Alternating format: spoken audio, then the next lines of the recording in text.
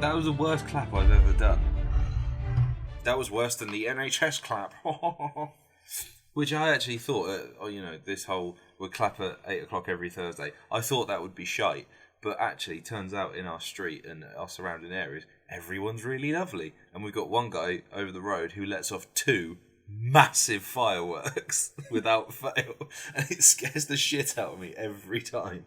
Is it because he's aiming for you? He's just going, see that big fat cunt? I'm gonna get him. Is that Mars? They've invaded.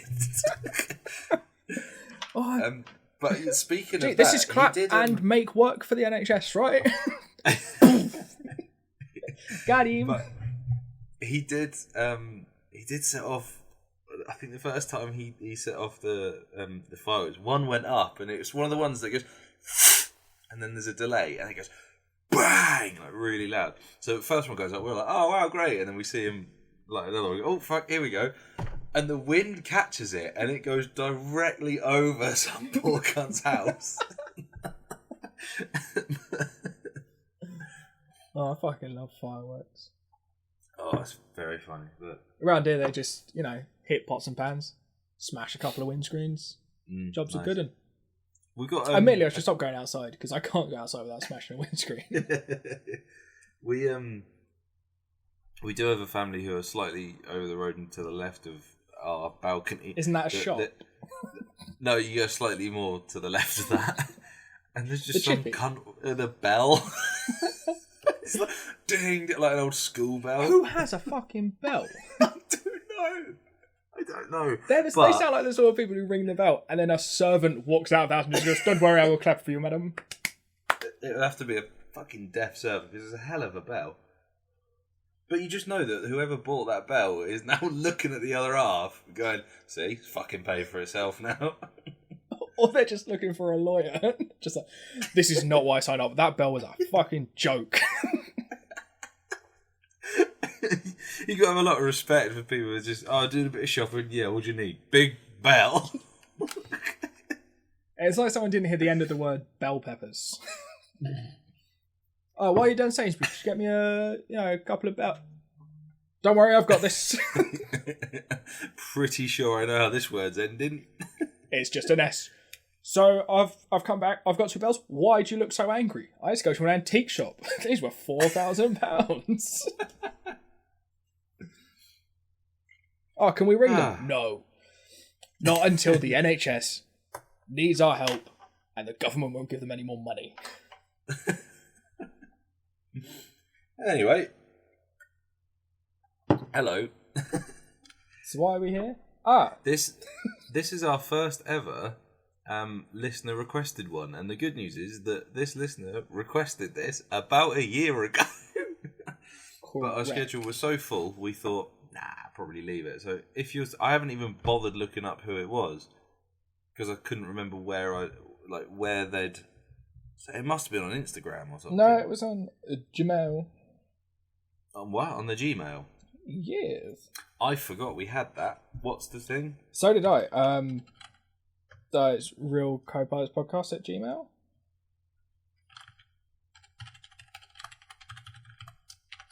Which apparently I'm no longer logged in. Yeah, there it is.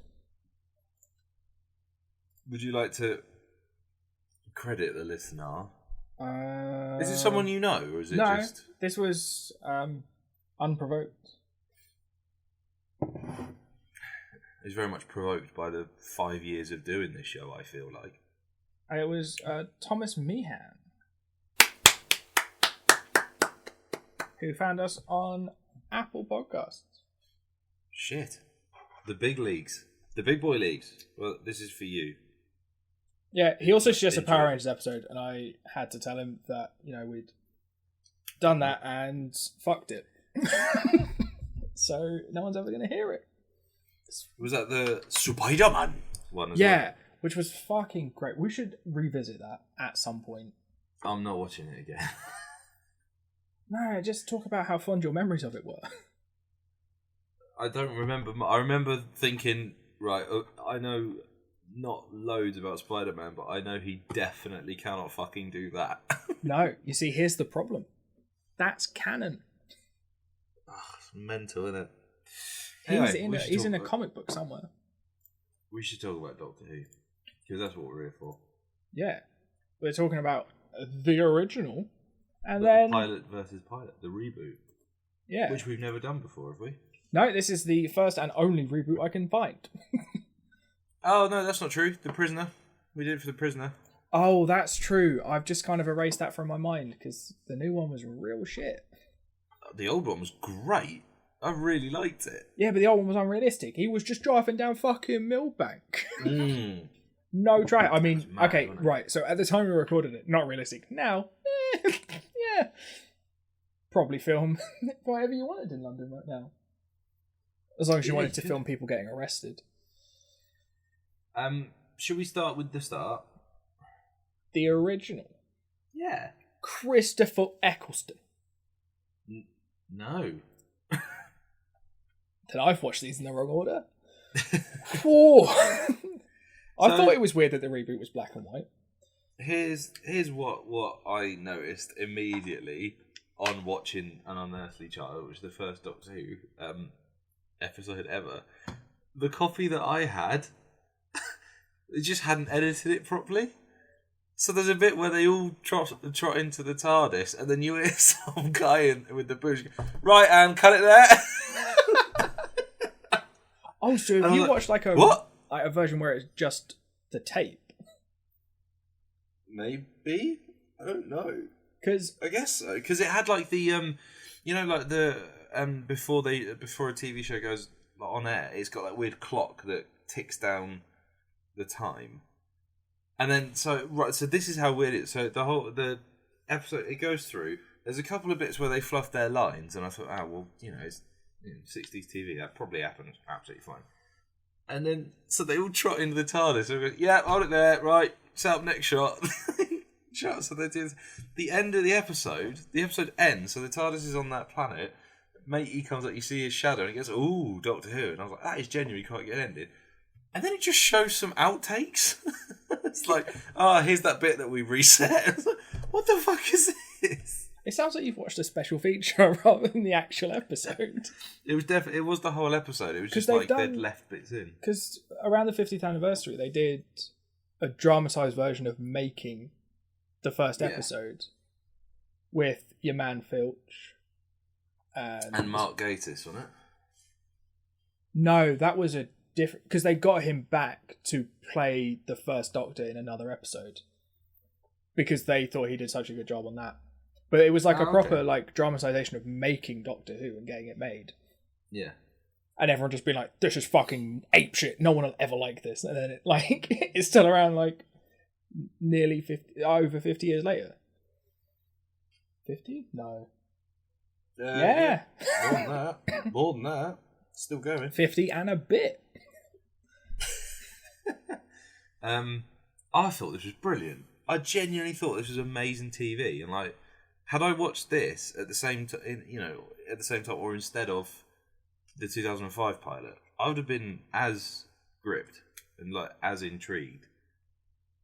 Yeah, I think the thing that I found when I was watching it is one, you know that scene you were talking about where they first walk into the TARDIS? Yeah. In the full finished edited version, boom mic.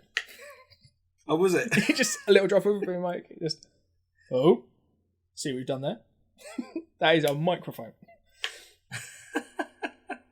Oh, fair play. But then I was just watching it, and then...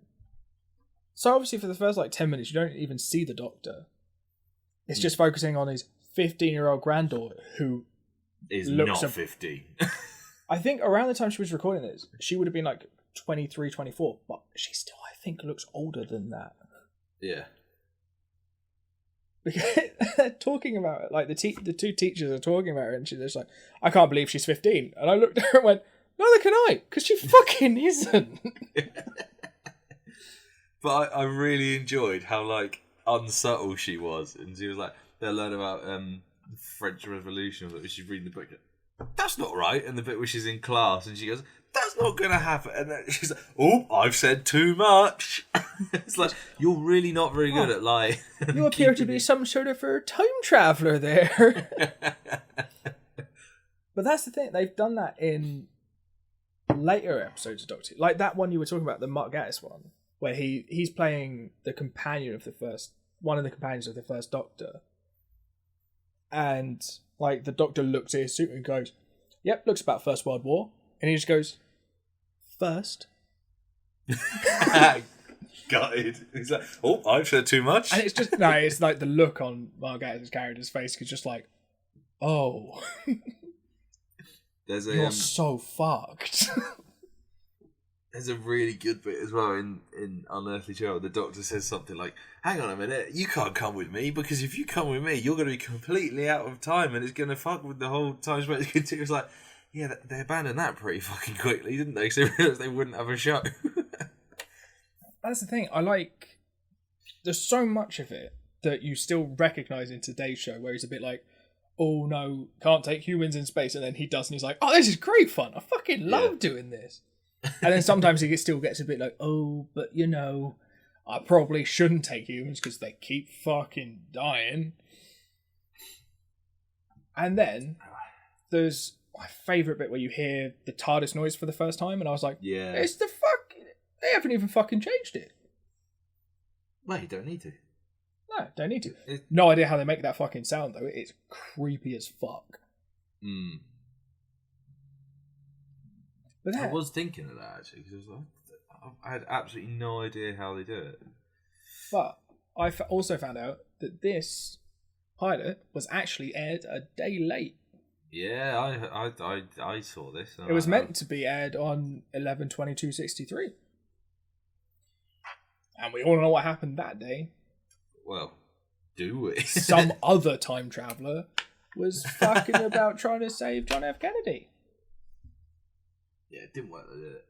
Never mind. Never mind. He tried. He had a bloody good go, anyway. But yeah, I don't know if the Doctor ever goes to that event, because he goes to a lot of big historic events. You'd have thought that maybe. I'm sure that they'll have done something. I'm sure they have done it, have they?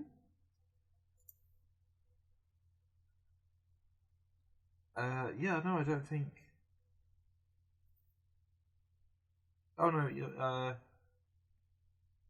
it suggested, because I remember they did "Let's Kill Hitler," didn't they? It suggested that he did not have to die, as it was not a fixed point. This whole fixed point thing really tripped me out when they started introducing that. Because I was like, "What?" So some stuff you absolutely cannot change. I was like, "Well, who makes the choice on which one is it?" And it just annoyed me.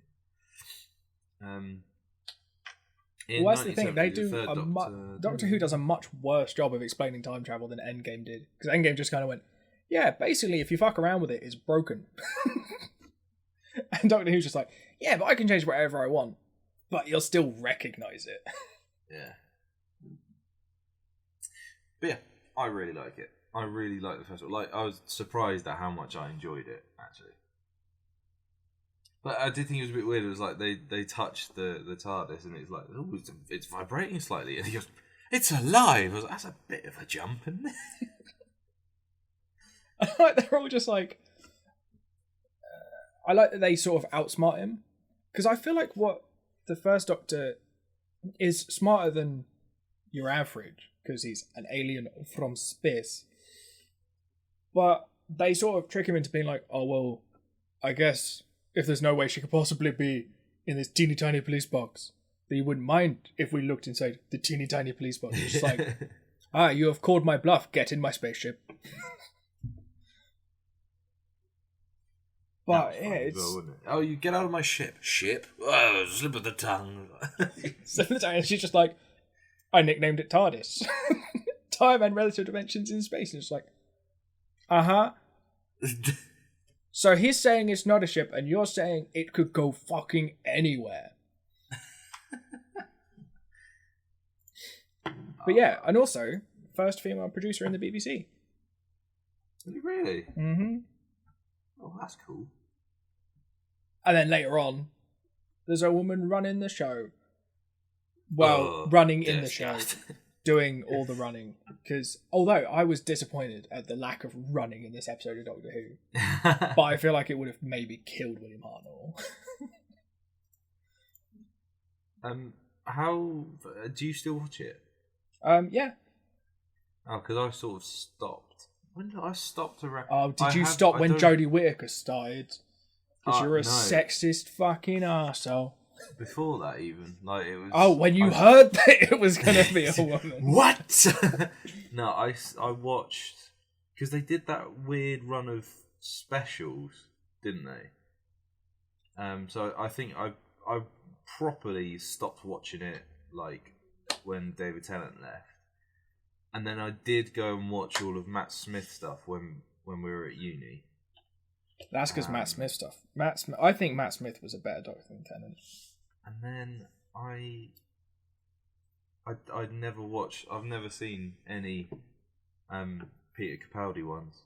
Oh, skip Capaldi, go straight to Whittaker. Oh, is it really not very good? No, the Capaldi stuff is good. Oh, actually,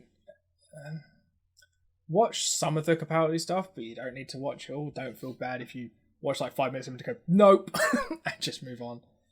But because it is good, it's just. It's weird because it's trying to capture all like the seriousness of like Eccleston and Tennant, but also the kookiness of Matt Smith, and put them into Peter Capaldi.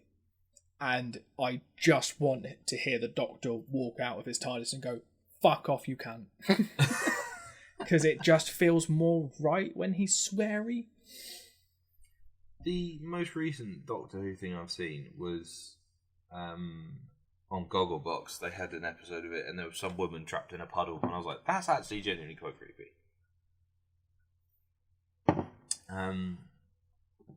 Yeah, they've done some like really interesting stuff. Like, I think recently they just the most recent finale, like just changed like the original canon of Doctor Who. It was. Oh really? Yeah. I do remember. I saw one where they go back in time to like all the Doctors are involved in something. That might have been the film. They did that weird film, didn't they? What, you mean the 50th anniversary special? Was it that? The Day of the Doctor? Yeah. Is that it? Do you know what? This is actually making me want to watch. I rewatched The Day of the Doctor quite recently, and I was just like, I forgot how much I liked this. And then I watched like 6 more episodes of Doctor Who after that. Because it's really good. I really enjoy it. It's not, like, admittedly, back in the 60s, the special effects for it weren't that great. And in the modern stuff, the special effects aren't that great. But, you know, it's nice to see that time hasn't moved. Apart from they're on their 13th lead actor. With no explanation, they don't even try and change the name. Madness. Hasn't Neil Gaiman written a couple of them? He wrote my favourite episode of Doctor Who. Was that the one where they go into the TARDIS? No, he wrote The Doctor's Wife, where they go out of the universe into like a bubble, and they pull the TARDIS like out and put it in a body, and then he's talking to the TARDIS and like, because the best line, hands down, from Doctor Who. Oh, when people are bigger on the inside. No, that's wank. The best line, the best line in Doctor Who is fighting's like kissing, but there's a winner. Best line in Doctor Who. Yeah, because I remember I was watching it around at some point in January, and I sent you a message like, "Fucking Neil Gaiman wrote a Doctor Who episode. He did." I'm sure he did another one. It's entirely possible. I have probably seen it. Yeah, I don't really remember. I don't remember a lot of them. That's the trouble. But yeah. Anyway, we should talk about like the actual one we're supposed to talk about. Oh, what? The Earsy one? The what? The Earsy one. Yeah. I can remember being super excited for this. Like, I remember like seeing all the adverts leading up to it and like thinking, "Oh shit, this is gonna be amazing." And I actually think this is probably, other than Star Wars, it's probably the first time I was probably obsessed with something. Like, I was obsessed. I would think about nothing else for the entire week until it got to 7 o'clock Saturday. And there's another Doctor Who. I fucking loved it. I really was obsessed with it. Yeah, that's the thing. Like, it was. I think it was one of the first TV shows that I was excited to watch, but my parents were excited to watch as well because they'd watched it when they were young. Hmm. And then, yeah, it became like a proper... I don't want to say proper event, because like we just have our dinner and then sit down and watch Doctor Who. Well, that is an event. Have a bit of chocky. But yeah, and like... Yeah, I was... But the thing, I sort of... Because I think I was just at that age where I was like... I guess, must have been like around 15, 16, where it's just not cool to be a nerd anymore. Yeah. So I watched like the whole of Chris Eccleston's run and then just went, they've changed him. And then just fucked it off for a couple of years. Not fair. But then I was a bit like that. iPlayer came along and I was like, oh, fuck yeah. I want to watch Doctor Who. And no one needs to know about it because I can do it in secret. This became like, I don't know. It's just something that I watched a lot. And I think because I used to... Then I got to a point that I was watching it like twice. So I'd watch it once on my own and then once with my family.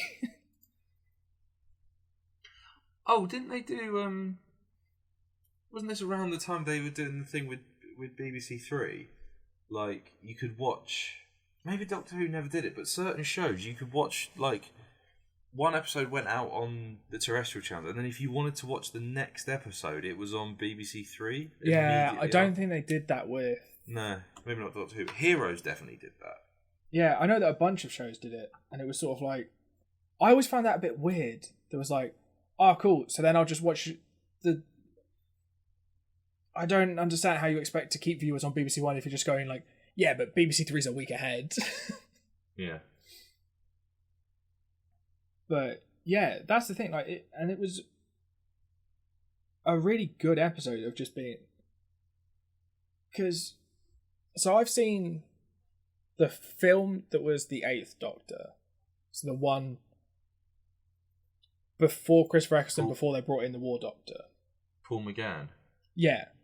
So I've watched his film, and that's like, I'm like, okay, this is not the Doctor Who I know and understand. What the fuck? Because he does a bit of the like, clever thinking, but he doesn't do enough running, and he's not kidnapping women, and he's not, being the Doctor as I understood him. And then, so even for all the people who'd watched it throughout the years, this must have been a fuck. I don't know, like, just mental. If you sort of went just like, so go, okay, so I remember watching him as William Hartnell, I haven't seen a Doctor since. And then this young guy walks out and you're like, you are too young to be a Doctor. Why are you running so much? They do a lot of running, don't they? Yeah, but in like a, something's trying to kill us sort of way. But the thing, Go on. I sort of think that it was important for that tone shift, because all the way up to, I think, the 8th Doctor, he's still in, like, the Time Wars, and it's all, the Gallifrey's still a thing. Yeah. And then he comes out as the 8th Doctor, and he's like, yeah, so I sort of did a little bit of genocide, and killed all of my own people. It's fine. God, I'd forgotten about all that, like... Yeah. He was the last of them, and obviously it turns out he's not. But he kind of is, but he's not. But the Master's still a thing, but they're not, and he kind of is. Yeah, I actually remember before they revealed like that the Master was still around. It was like the series before, or might have even been the series before that. I had the Doctor Who annual. it was like a Christmas present, and I was reading one of the things, and it had a short story in there, and it was like the face of Bo was saying he'd been all prophetic and stuff, and oh no, that was it. It was there's a planet somewhere where there's a carving of it's obvious I can't remember the description, but it's obviously the Doctor, and underneath it says "You are not alone." So obviously, me reading that, I was like, "Oh shit! I guess that means there's going to be more Time Lords." And then like 2 years later, they're like, "Yeah, Time Lords." And there was the whole thing about you are the face of Bo says "You are not alone." And that whole story, I was like, "Why the fuck did they put it in the manual? Really weird." they were just all looking at it like, well, we need to work out how to write Doctor Who. Here's the manual. Face of Bo says "You are not alone." Yeah, that's a good story arc for years. But I do like how all like things like that will come together because it's the perfect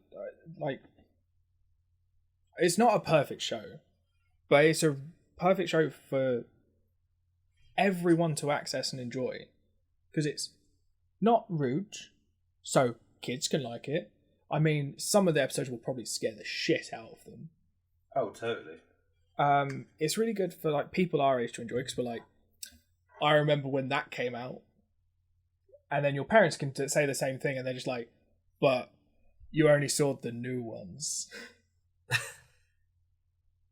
And then, like, it'll be enjoyable well into the future because they've basically gone, the Doctor doesn't have a limit on regenerations. Oh, is that a thing now? Yeah. Oh, okay. I thought there was like 13 or something, and then... No, there was. They changed it, didn't they? There was, and there is, for every Time Lord, except the Doctor. Oh, okay. That's convenient, I suppose. That's convenient. Like, it's... Honestly, it's the whole story arc for the last season. It's really cool, though. Okay. Recommend. I am genuinely thinking I'm probably going to end up watching some of these. See, that's the problem. It's not the problem, but so every time I go back and watch like episodes of Doctor Who, I always find myself just being like, yeah, but maybe I should just watch like a season or two. Just to, remind myself. Yeah. I tell you what, I've just remembered the finale of series 2. Is it 2 or 3? I think it's 2. When they have like the Daleks all show up, like all the Daleks, and then it's like Daleks versus Cybermen. That was fucking cool. Yeah, there's so many of those like really fucking awesome moments that you're like, fucking, I remember when that happened. Yeah, Battle of Canary Wharf. Yeah, shit, man. Doomsday. Oh, that was horrible when they're split up at the end. Oh dear. Yeah, but that's the thing. The thing that I'm sort of mad at Doctor Who for is not having Eccleston in the 50th anniversary special proper. I think he fell out with a bunch of them. I think that's why he didn't want to. He was filming Thor. That's why he wasn't. He was filming The Dark World. I mean, which I think is maybe what. But that's why I don't like The Dark World as much as I should. It's actually really because we're going through all the Marvel movies at the minute. Thor 2 is actually a lot better than I remember. Yeah, but if that film didn't exist, or they just cast a different actor, I might have had Christopher Eccleston hanging around with David Tennant and Matt Smith, and ruining their bromance with his northernness.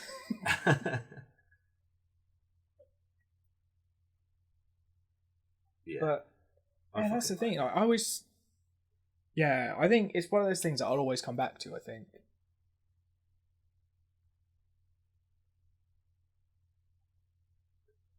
Yeah, I think so. Fuck, man, it is good. I'm just looking at the wiki now, like all the old episodes and shit. And that's the thing. There's so much to watch.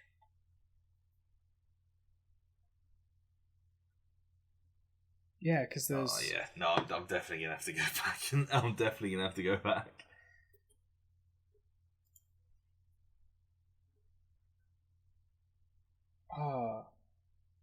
I saw... But the thing is, I like so much that because Paul McGann's Doctor turns into the War Doctor. So he turns into John Hurt, which is cool. And then John Hurt turns into Christopher Eccleston. And the thing is sort of not heartbreak is that Christopher Eccleston's so and David Tennant, those doctors are so angry because they've sort of killed all the Time Lords. But it's just because Matt Smith's Doctor was there, kind of kicking about, and like right at the end, so they just don't remember. Until Matt Smith, he's like, "Oh fuck, I didn't kill them all. Cool," and they just don't remember that they killed them. But yeah, it's really there's so much to it, and it's so cool. Oh man. Yeah, I'm definitely gonna watch some more of these. I can't wait. I'm really excited now. Have you just been reading about random episodes and you're just like, I'm just gonna watch them all? Yeah, definitely. No, you should do it. So I guess that's answered the question. Are you gonna watch any more of these? Maybe not the old ones, but I think the new ones I'm gonna start. I think again. I might watch some more of the old ones. See, I've got the DVDs, so I might as well. I think I used to catch, like, they'd do the omnibus on Sunday mornings occasionally, and like they'd just have loads of Doctor Who, and it was like 3 hours of Doctor Who or something. I remember watching Genesis of the Daleks, like the very, very well, it's not the first appearance, but it's like he's got the choice to eradicate the Daleks forever before they even become proper Daleks, and he's like, I can't really do that, can I? Because then I'm just as bad as genocide. Exactly. Yeah, he's basically like Space Wizard Batman. It's like, oh, I can't kill them, but you know, if they're a robot, I can just kind of turn them off. Have they got a plug? No. Well, I am well out of my depth now. Yeah, and I love that the sonic screwdriver's only limitation is wood. Just like, oh yeah, no, it doesn't work on wood. But like, at some point, I'm pretty sure it's made like stone explode, and it's like, yeah. So why doesn't it work on wood? But yeah, if you haven't already seen it, you should watch Day of the Doctor. It's great. I think I've seen Day of the Doctor, and the Time of the Doctor, like the Christmas special, the one where Matt Smith fucked off. Yeah. The thing is, the last few episodes of each Doctor's run are always really good. Yeah. And the thing is, the thing I liked about Day of the Doctor more than anything is the fact that it's everything a Doctor Who episode can be, but in like a feature-length format, and it's a whole story arc in a story that takes place out of sequence and it's got characters that sort of shouldn't be there because Rose is in it, sort of.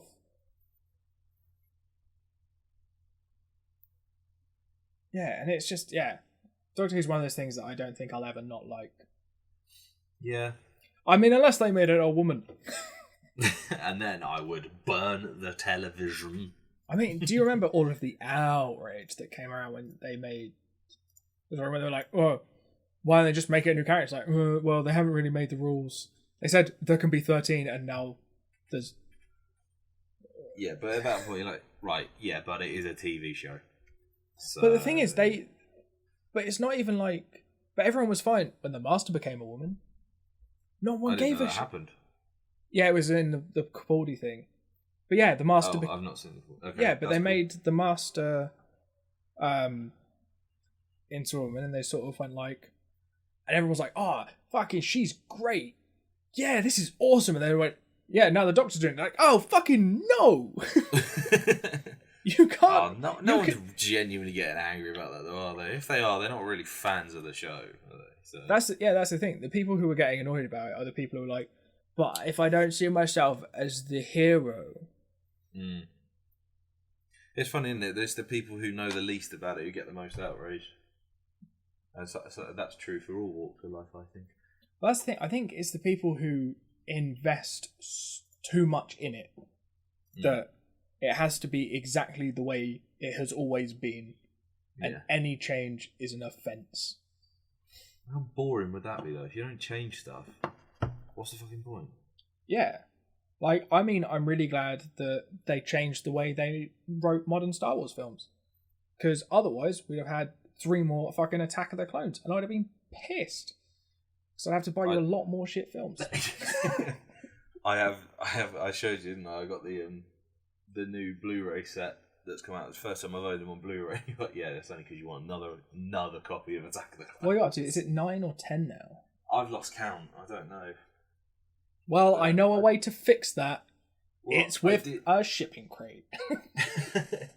I had to. I was rearranging the DVD cupboard, so I've had to split them all up. So where they were all on one shelf, they're now just sort of dotted all over the place. But I kind of like that. It's just like you're just casually looking. It's like an Easter egg now. Attack of the Clones. It's next to Jonathan Creek. It's next to Hannibal. It's next to my Hammer box set. So right, when you were organising your DVDs, how did you organise them that like 10 copies of the same film didn't end up next to each other? Because, and I'll tell you for why. I've got a big X-Files box set that takes up pretty much one DVD shelf on its own. So you sacrificed the best shelf you had? Well, I am planning on giving it a bit of a rearrange, like the whole thing, so all the box sets and everything fits at the same time, but I just haven't got around to it yet. But it will have its own shelf again.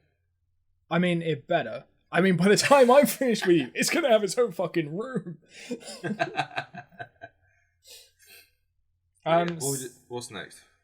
That is the question. Yes. We're finally doing the brand new TV show that only came out, 2 years ago? 2 years ago, yeah. And that's when we were planning season 5. Because it was new when I added it to this list. Fuck me. So it's still the best thing Netflix have ever done. I don't know. Have you seen anything that's got Ryan Reynolds in it? So we're doing The Haunting of Hill House. Oh, so good! It's so. And now that you discovered this new upcoming author Stephen King, you're really going to appreciate the first episode even more. Oh, I'm also a big fan of Epic Rap Battles of History, and I watched the Edgar Allan Poe versus Stephen King one yesterday, and now I really want to read more Stephen King. I don't know why it was that made me want to.